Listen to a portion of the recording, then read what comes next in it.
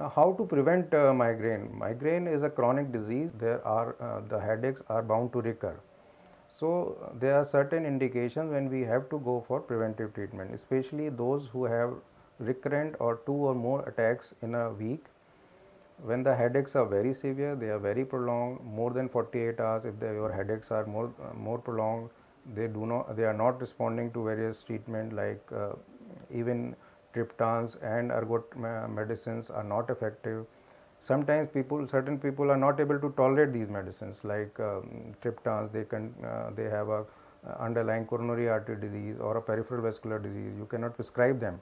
So what to do? In these patients, you should start preventive treatment. Certain patients have a chronic headache, daily headache.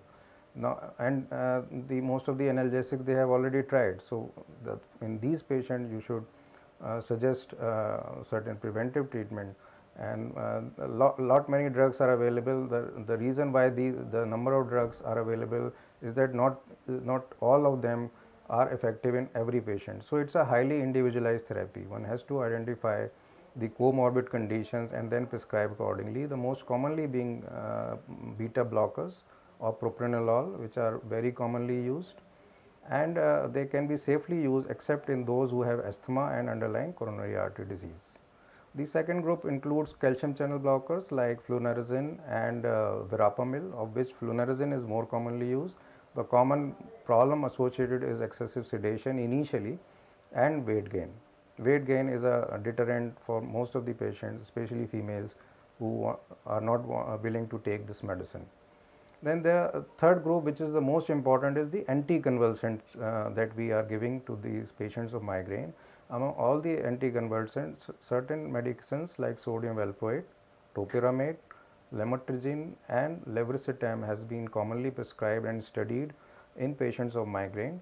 Of all these, topiramate has been found to be most effective in chronic refractory migraine, as it is effective in inhibiting the central sensitization which is responsible for refractoriness of migraine. So topiramate is a good choice in those who are not responding to other medicines. Then there are certain antidepressants, as there are often patients who have migraine as coexistent with depression and anxiety. So in these patients who have coexistent depression or anxiety features, they can respond well to various antidepressants, the commonly prescribed being amitriptyline. The chronic daily headaches often have associated tension headache, and so amitriptyline is a good option in these patients.